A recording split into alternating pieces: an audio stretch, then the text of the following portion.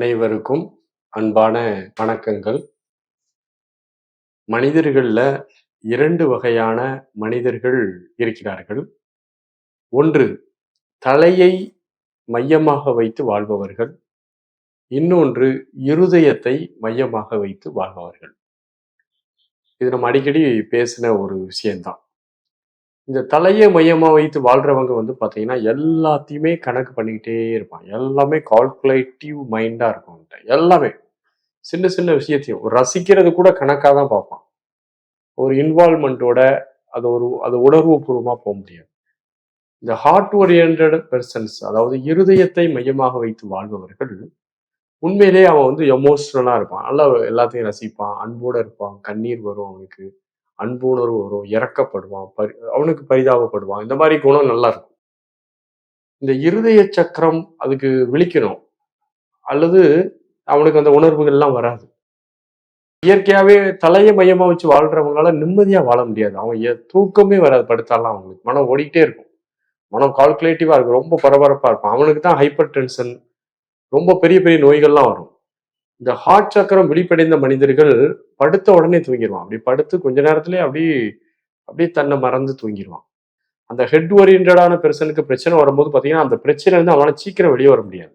ரொம்ப நாளா ப்ரொலாங் பண்ணிட்டே இருப்பான். அவனுக்கு அந்த மைண்ட்ல இருந்து அது போகாது. ஆனா ஹார்ட் ஓரியன்டடா பெர்சனுக்கு பிரச்சனை வரும், வராம இருக்காது. வந்தால் ஓரிரு நாட்கள்லயே அது பெரிய பிரச்சனையில இருந்து விடுபட்டு நார்மலா சரி இதான் யதார்த்தம்டா அப்படின்ட்டு போக ஆரம்பிச்சிருவான்.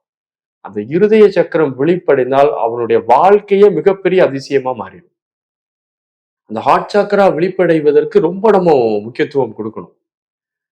ஏன்னா அந்த அன்பு உணர்வு முதல்ல நமக்கு வராது. நமக்கு அன்பா இரு அப்படின்னா அன்பா எப்படி இருக்கிறது?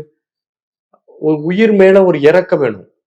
நம்மை சுற்றி இருக்கக்கூடிய அனைத்து உயிர்களையும் நம்முடைய ஒரு அன்போடு நேசிக்க வேண்டும். அப்படி அன்புணர்வோடு நம்ம உயிர்களை நேசிக்கும் போது அந்த கருணையும் அன்பும் உங்கள்கிட்ட மாறி மாறி வரும்போது தான் அந்த ஹார்ட் சக்கரம் ஓப்பன் ஆகும். நம்ம எல்லாம் ஒரு சுவிட்சை போட்டா ஓப்பன் ஆகுறது, ஏதாவது ஒரு ஞானி தொட்டா அப்படிலாம் கிடையாது. ஹார்ட் சக்கரா ஓப்பன் ஆக வேண்டும் என்றால் நம்முடைய இயல்பாக நம்முடைய வாழ்க்கையில அன்பு உணர்வை நம்ம கூட்டிக் கொண்டே வரணும். கருணையோட இருக்கணும். முதல்ல நமக்கு அதெல்லாம் வராது. நம்ம ரொம்ப மெருகேறி ஒரு மாதிரி பழகி வச்சுட்டோம் மைண்ட. தலையிலேயே மையப்படுத்திட்டோம்னு வச்சுக்கோங்களேன். நம்மளால அன்பு காமிக்க முடியாது. அப்ப அந்த அன்பு உணர்வை நாம் மற்றவர்களிடம் காமிப்பதற்கு முதல்ல பழக்கப்படும். செயற்கையாவது நம்ம பேசணும். அன்போட இருக்கிறது மாதிரி செயற்கையாவது நம்ம பேசி பேசி தான் வரணும். உண்மையான அன்புணர்வோட நாம் இருக்கும்போது ஒரு ஆளை நம்ம அவர்களை நினைத்து மனசார நல்லாருன்னு சொல்லும் போது நமக்கு உடம்புலாம் புல்லரிக்கும். இதெல்லாம் ஹார்ட் சக்கராவினுடைய ஓப்பனிங்.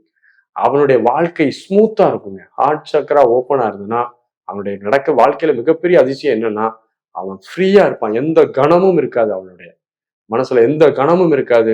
அவன் அப்படி அன்புணர்வோடு இந்த வாழ்க்கையை ரொம்ப எமோஷனலா உணர்வுபூர்வமா வாழ ஆரம்பிச்சிருவான். எப்பேற்பட்டாவது அந்த அன்பு கருணையும் நம்ம கூட்டிக் கொண்டு நம்முடைய வாழ்க்கையில் அன்பும் கருணையோடு இருந்தால் கண்டிப்பாக இருதய சக்கரம் உங்களுக்கு திறக்கும். அதற்கப்புறம் உங்களோட வாழ்க்கையில ஒரு அமைதி என்ற ஒரு வழி பிறக்கும். அனைவருக்கும் வாழ்த்துக்கள். நன்றி, வணக்கம்.